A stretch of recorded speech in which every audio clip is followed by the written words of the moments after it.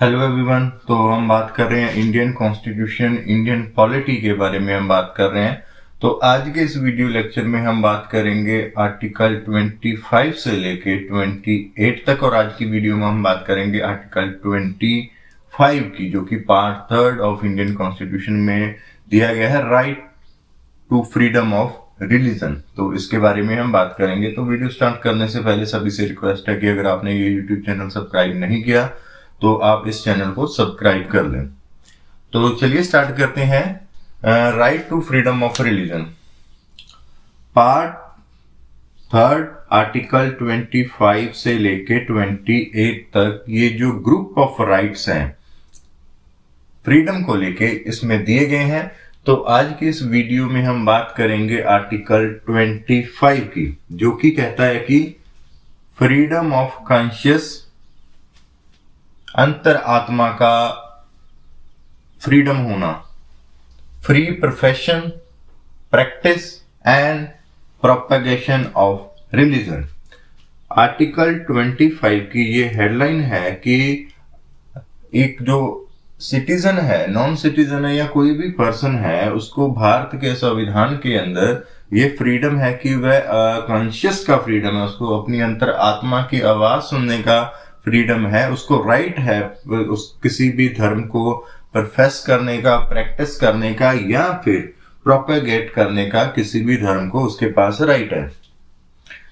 तो ये जो ग्रुप है फ्रीडम ऑफ रिलीजन का, ये स्टार्ट होता है आर्टिकल 25 से स्टार्ट होता है, और इसकी जो प्रोविजन है, ये सारी प्रोविजन है, ये इंश्योर करती हैं कि जो सेकुलरिज्म इंडिया में है वो इक्वलिटी के साथ, सेकुलरिज्म है वो इक्वलिटी के साथ वो बना रहे, तो सो दैट कि एक सेकुलरिज्म है उसको प्रमोशन मिले।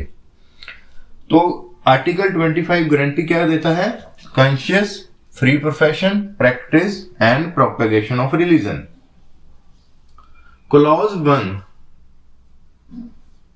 क्या कहती है कि क्लॉज 1 कहती है कि subject to public order, morality, health and other provision of this part, all person are equally entitled to freedom of conscience and the right freely to profess, practice and propagate of religion। हम in term को one by one हम इनको discuss करेंगे, और साथ में ही जो landmark judgement है सुप्रीम कोर्ट की, उसके बारे में हम बात करेंगे। तो सबसे पहले ये अगर ये सब्जेक्ट टू आ रहा है, तो सब्जेक्ट टू इट मीन्स ये जो क्लॉज है ये एब्सोल्यूट क्लॉज नहीं है, ये सर्टन रिस्ट्रिक्शन के साथ आती है। रिस्ट्रिक्शन कौन सी है? कि public order, morality, health and other provision of this part. Public order means कि अगर लॉ एंड ऑर्डर की कहीं सिचुएशन ऐसी हो रही है कि गवर्नमेंट को ऐसा लॉ बनाना पड़ रहा है पब्लिक ऑर्डर को डील करने के लिए, लॉ एंड ऑर्डर को डील करने के लिए, तो इस राइट के तहत, तो इस राइट को आप फ्रीली एंजॉय नहीं कर सकते, तो कुछ जो गवर्नमेंट है वो अपनी रिस्ट्रिक्शन लगा सकती है। मोरालिटी के साथ, हेल्थ को लेके अगर कुछ रेस्ट्रिक्शन है वो गवर्नमेंट है वो लगा सकती है, रोक लगा सकती है। फॉर एग्जांपल हेल्थ के लिए अगर कोई ऐसा अपने शरीर को कष्ट देता है जिसकी वजह से उस कम्युनिटी की या उस पर्सन की हेल्थ डिट्रॉइट हो जाती है, तो उसको लेके उसको रोकने का काम है वो करेगी। और साथ में जो सबसे बड़ा प्रोविजन दिया गया है, provision of this part. This part means part 3 की जो प्रोविजन है उसके तहत जो रिस्ट्रिक्शन ऑलरेडी हमने आर्टिकल 19 में या और अदर जो आर्टिकल्स हैं उसमें देखी हैं, तो वो सारी जो रिस्ट्रिक्शन है वो सारी रिस्ट्रिक्शन भी यहाँ पे साथ में इम्पोज होगी। कुछ उन्होंने स्पेसिफाई वर्ड कर दिए, पब्लिक ऑर्डर, मोरालिटी, हेल्थ, और साथ में उन्होंने प्रोविजन ऑफ दिस पार्ट भी लिख दिया। जो नेक्स्ट वर्ड है वो है ऑल पर्सन। ऑल पर्सन का यहाँ पे मीनिंग है कि ये राइट अवेलेबल है सिटीजन को, नॉन सिटीजन को, एलियन को भी ये राइट, जो फॉरेनर हैं या दूसरी कंट्री के जो लोग हैं उनको भी ये राइट अवेलेबल है। तो सबसे पहले अगर हम बात करें कि रिलीजन की जो टर्म है, जो एक्सप्रेशन है, वो कॉन्स्टिट्यूशन में कहीं भी डिफाइन नहीं किया गया। रिलीजन एक बिलीफ है, फेथ है, किसी के ऊपर किसी सुपर नेचुरल पावर के ऊपर एक बिलीफ है ह्यूमन बीइंग का, जो उसको अपनी इनर वॉइस, जो अपनी अंतरात्मा की आवाज सुन के वो अपने आप को किसी के साथ जोड़ता है, किसी सुपर नेचुरल पावर के साथ जोड़ता है। वो एक ऐसा बिलीफ है, फेथ है या डिवोशन है उस पर्सन का, जो आ जाता है कि उसके जो रिचुअल है उसको लेके वो रिचुअल करता है। तो वो कैटेगरी, जो टर्म्स हैं, वो सब रिलीजन की कैटेगरी में आती हैं। तो उसके बाद अगर हम देखते हैं कि इंडिया की जो प्रियम्बल है, इंडियन कॉन्स्टिट्यूशन की प्रियम्बल है, वो कहती है कि इंडिया एक सेकुलर स्टेट है। इंडिया, सेकुलरिज्म इंडिया में है। इंडिया की प्रियम्बल स्टार्ट यहीं से होती है, India is a secular state. तो इन राइट के साथ हमें ये समझ आता है कि इंडिया एक सेकुलर स्टेट है। Secular state in the sense भी इंडिया का कोई भी अपना धर्म नहीं है, वो सब धर्मों के लिए न्यूट्रल है, सब धर्म उसके लिए इक्वल है। वो किसी खास पर्टिकुलर धर्म को प्रमोट नहीं करेगी। सेकुलरिज्म का ये जो राइट है, ये सेकुलरिज्म को सिक्योर करते हैं। तो आगे चलते हैं, हम बात करते हैं कि अगर हम बात करें कि फ्रीडम ऑफ कॉन्शियस, अगर वर्ड हम बात करें कि पर्सन्स आर इक्वली एंटाइटल्ड किसके लिए? Freedom of conscious. Freedom of conscious in the sense कि वो अपने आप को जो अंतर आत्मा की आवाज सुन सकते हैं, वो अपने आप से डिसीजन ले सकते हैं कि उसको किस धर्म के साथ जुड़ना है, किस धर्म को उसको मानना है। ये उसके अंतर आत्मा की आवाज है, वो उसकी होगी। तो कॉन्शियस को अगर हम स्ट्रेंथ में देखें कि एक इनर जो अपनी फ्रीडम है, किसी पर्सन की इनर फ्रीडम है, तो उस फ्रीडम को वो इस वे में मोल्ड करता है कि उसके जो गॉड के साथ रिलेशन है, जिस भी तरीके से उसके रिलेशन वो बनाना चाहता है, वो गॉड के साथ उसके जो रिलेशन है वो उसकी कॉन्शियस के थ्रू उसके डेवलप होते हैं। और वो अपने जो एक अनुकूल अपने लिए स्पिरिचुअल एक वातावरण है अपनी वेलबींग के लिए, वो अपनी कॉन्शियस के थ्रू अपना क्रिएट करता है। तो अगर हम दूसरी जो ये उसका फ्रीडम ऑफ कॉन्शियस है। अब राइट क्या है? The right freely to profess. Profess क्या होता है? प्रोफेस है कि वह पब्लिकली खुल के कहता है। प्रोफेस मीन्स भी वो मानता है, अगर कोई पर्सन है वो किसी धर्म को मानता है, उसने कॉन्शियस के तहत उसको अपनी स्पिरिचुअल है वो गॉड के साथ अटैच कर ली है, अब वो पब्लिकली प्रोफेस करता है, अपने आप को डिक्लेयर करता है कि मैं इस धर्म से मानता हूं। इट मीन्स प्रोफेस मीन्स की डिक्लेयर करना, अपने आप को उस धर्म के साथ अटैच करना, उसको डिक्लेयर करना पब्लिकली, वो प्रोफेस करता है। उसके बाद प्रैक्टिस, जो सेकंड टर्म आती है प्रैक्टिस इन सेंस की कोई भी धर्म है, वो जो रिचुअल्स हैं उनके लिए उनको निभाना पड़ता है, उसको बार बार उनको करना पड़ता है। तो ये प्रैक्टिस की कैटेगरी में आएंगे। प्रैक्टिस की कैटेगरी में हम देखते हैं कि अगर हम इसको, कोई भी धर्म है वो धर्म चलता कब है? जब उसकी कुछ प्रैक्टिसेस हो जाती हैं। फॉर वो प्रैक्टिस सब्जेक्ट टू की वो प्रैक्टिसेस हैं, वो एसेंशियल एंड इंटीग्रल पार्ट होना चाहिए। प्रैक्टिसेस मस्ट बी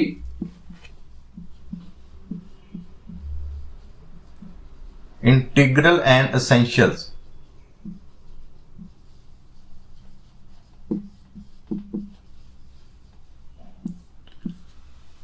किसी भी धर्म की जो प्रैक्टिसेस हैं, जैसे कि हिंदू धर्म में है मूर्ति पूजा करना, अग्नि को साक्षी मानना, या फिर अपने जो गीता से श्लोक को पढ़ना, वो उसके जो एसेंशियल प्रैक्टिस है। इसी तरह सिख धर्म में अगर कृपान को कैरी करना और पहनना और कड़े को पहनना, वो उस धर्म की प्रैक्टिसेस हैं। तो वो जो प्रैक्टिसेस हैं वो एसेंशियल और इंटीग्रल और एसेंशियल प्रैक्टिसेस हैं, जो उस धर्म के साथ जुड़ी हुई हैं, जिसको उन धर्म से अलग नहीं किया जा सकता।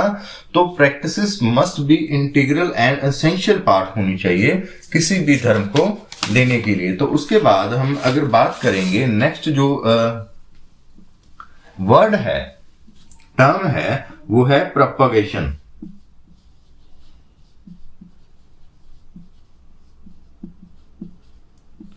प्रोपोगेशन का मीन्स है प्रचार और प्रसार करना, पब्लिकली स्प्रेड करना व्यूज को। उस धर्म के जो व्यू हैं, उनकी जो शिक्षाएं हैं, वो उन सबको पब्लिकली आप कर सकते हैं, पब्लिक मीटिंग होल्ड कर सकते हैं। अपने धर्म का प्रचार और प्रसार का जो राइट है, वो फंडामेंटल राइट है, वो हर नागरिक को दिया गया है। तो इसके तहत सुप्रीम कोर्ट ने ये हेल्ड किया है कि जो लैंडमार्क जजमेंट है वो है स्टैनलियस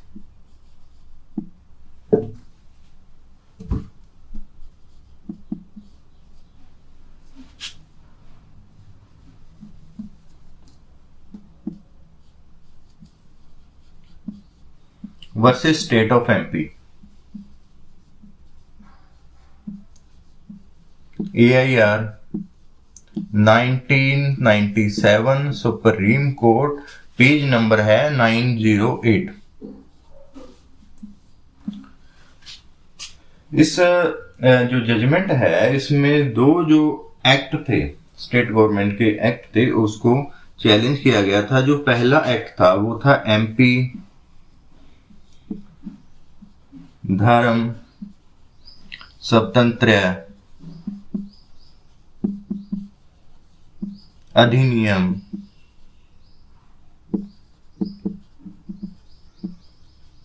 1968।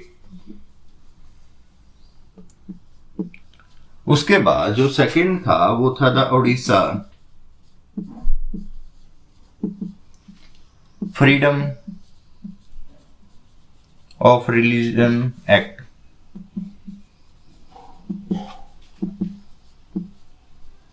1967।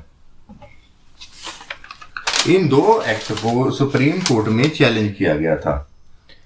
इन दो एक्ट में क्या था, ये दो एक्ट थे वो पेनल प्रोविजन थे, ऑफेंस बनाते थे। अगर किसी भी धर्म का फोर्सफुली कन्वर्जन है, किसी पर्सन का फोर्सफुली कन्वर्जन हो रहा है दूसरे धर्म में, तो उस फोर्सफुली कन्वर्जन को, धर्म के कन्वर्जन को रोकते थे और उसको ऑफेंस की कैटेगरी में मानते थे। इन दोनों एक्ट को चैलेंज किया गया, तो सुप्रीम कोर्ट ने इसकी जो कॉन्स्टिट्यूशनल वैलिडिटी है उसको हेल्ड किया कि ये दोनों एक्ट हैं वो कॉन्स्टिट्यूशनली वैलिड है। क्यों? क्योंकि ये आर्टिकल 25 की वायलेशन नहीं है। आर्टिकल 25 क्या कहता है कि वो फ्रीडम ऑफ कॉन्शियस, फ्रीडम पर होना चाहिए, फ्रीडम ऑफ कॉन्शियस होना चाहिए। इट मीन्स उसमें कोई भी क्वेश्चन, कोई भी दबाव उसके तहत वो नहीं होना चाहिए, वो फ्री होना चाहिए। अगर वैसा है तो वो एक क्रिमिनल ऑफेंस है, और ये दोनों एक्ट हैं वो कॉन्स्टिट्यूशनली पूरी तरह से वैलिड है।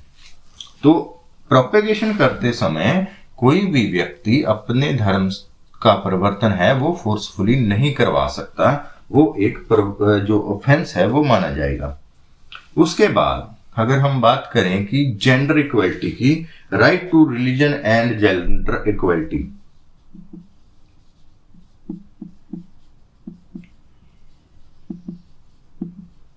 Religion and gender equality,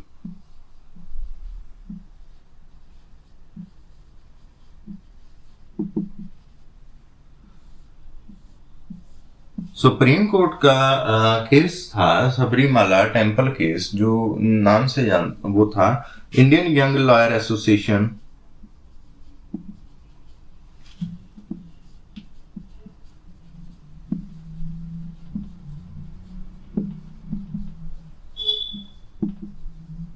association versus state of Kerala.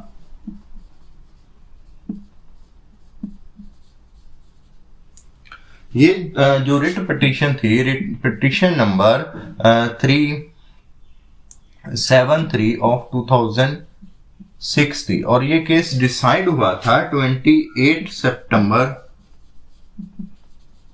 2018 को। इसको हम कहते हैं सबरीमाला टेम्पल केस। इस केस में क्या था कि जो 5 से इस केस में था कि जो सुप्रीम कोर्ट की मेजोरिटी ऑफ जजेस ने ये हेल्ड किया, मेजोरिटी कितनी थी, 1/4 की। तो इस केस में मेजॉरिटी जो कॉन्स्टिट्यूशनल बेंच की जो मेजॉरिटी ऑफ जजेस ने उन्होंने हेल्ड किया कि जो 10 से 50 साल की जो वुमेन की एंट्री है मंदिर में, जो बैन है एंट्री, वो जो एंट्री है वह कॉन्स्टिट्यूशनल जो राइट है, हिंदू वुमेन के कॉन्स्टिट्यूशनल राइट है freedom of conscious for free expression, practice and propagation के, उन राइट को वायलेट करती है। तो उनकी एंट्री बैन नहीं होनी चाहिए। अगर वो एंट्री बैन है तो आर्टिकल 25 के तहत जो फ्रीडम के राइट दिए गए हैं रिलीजन के, वो एक डेड राइट है। आल्दो इस केस को अभी सुप्रीम कोर्ट में लार्जर बेंच को रेफर किया हुआ है, तो ये 28 सितंबर 2018 को सुप्रीम कोर्ट ने ये क्लियर किया कि ये वुमेन के राइट की वायलेशन है। तो जेंडर इक्वालिटी का इसमें होना जरूरी है। अगर मेल जा सकते हैं तो फीमेल भी जा सकती है, उनके राइट की वायलेशन नहीं होनी चाहिए। अब उसके बाद हम बात करते हैं कि public order.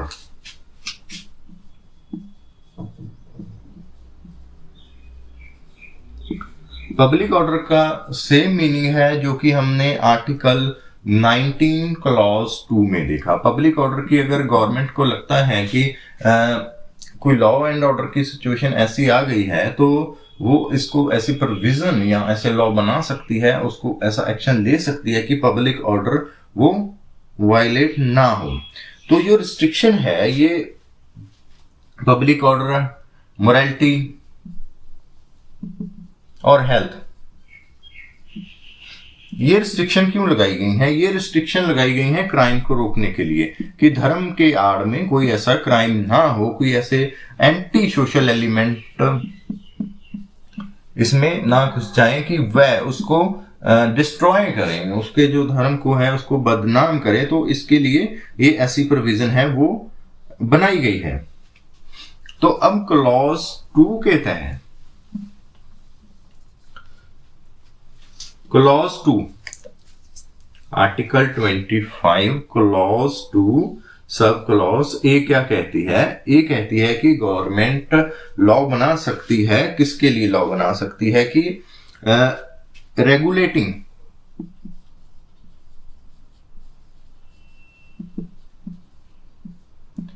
Economic, political, financial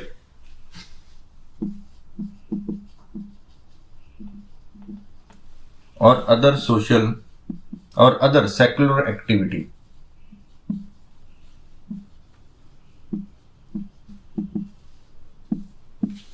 धार्मिक स्थल के इकोनॉमिक, पॉलिटिकल, फाइनेंशियल और अदर सेक्युलर एक्टिविटी को रेगुलेट करने के लिए गवर्नमेंट लॉ बना सकती है। अगर वो ऐसा करती है तो वो आर्टिकल 25 की वायलेशन नहीं है। फॉर एग्जांपल के तौर पे अगर गवर्नमेंट है वो किसी इंस्टीट्यूट की ऑडिट रिपोर्ट, अपने फाइनेंशियल ऑडिट रिपोर्ट है वो कॉल करती है, तो वो उसकी वायलेशन नहीं है आर्टिकल 25 की। अब क्लॉज ए रिलीजन रेगुलेट करती है economic, political, financial and other secular activity को। जो क्लॉज बी है, क्लॉज 2 सब क्लॉज बी क्या कहती है आर्टिकल 25 की? वो बात करती है रेगुलेट करने की, लॉ बनाने की, सोशल रिफॉर्म्स, सोशल रिफॉर्म्स की बात करती है और साथ में सोशल वेलफेयर,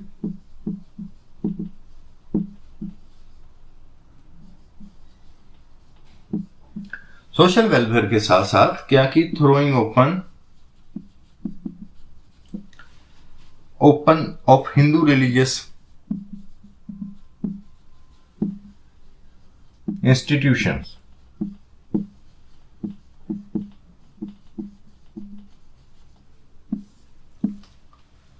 सोशल रिफॉर्म की जैसे सती प्रथा और देवदासी प्रथा, उसको खत्म किया गवर्नमेंट ने।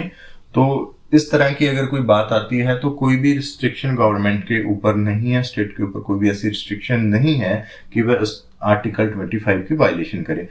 Throwing open of Hindu religious institute की सब हिंदू जो सेक्ट हैं सोसाइटी के, उनके लिए इंस्टीट्यूट हैं, जो पब्लिक करेक्टर के इंस्टीट्यूट हैं, रिलीजियस इंस्टीट्यूट हैं, उनको सबके लिए ओपन करती है। ये इसमें यहाँ एक्सप्लेनेशन 2 में आर्टिकल 25 की एक्सप्लेनेशन जो सेकंड है इस आर्टिकल के साथ अटैच, उसमें हिंदू मीन्स सिख,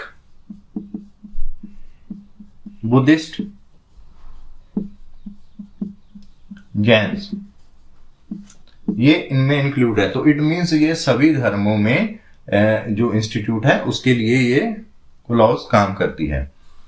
आर्टिकल 25 के साथ एक्सप्लेनेशन 1 है। एक्सप्लेनेशन 1 है कि जो सिख कम्युनिटी है, सिख धर्म के लोग हैं, वो अपने साथ कृपान और उसको कैरी कर सकते हैं और उसको अपने साथ रख सकते हैं। वो आर्म्स एक्ट के तहत वो ऑफेंस नहीं माना जाएगा, क्योंकि कृपान रखना सिख धर्म की प्रैक्टिस में एक है। तो इसके लिए एक्सप्लेनेशन के तौर पे उसको हम कृपान रखना, जिसको हम सोवर्ड कहते हैं, तलवार रखना कृपान कहते हैं उसको, वो अपने साथ रख सकते हैं। वो आर्म्स एक्ट के तहत कोई भी जुर्म नहीं है। तो होप अब सभी को ये आर्टिकल 25 समझ में आया होगा। तो थैंक यू फॉर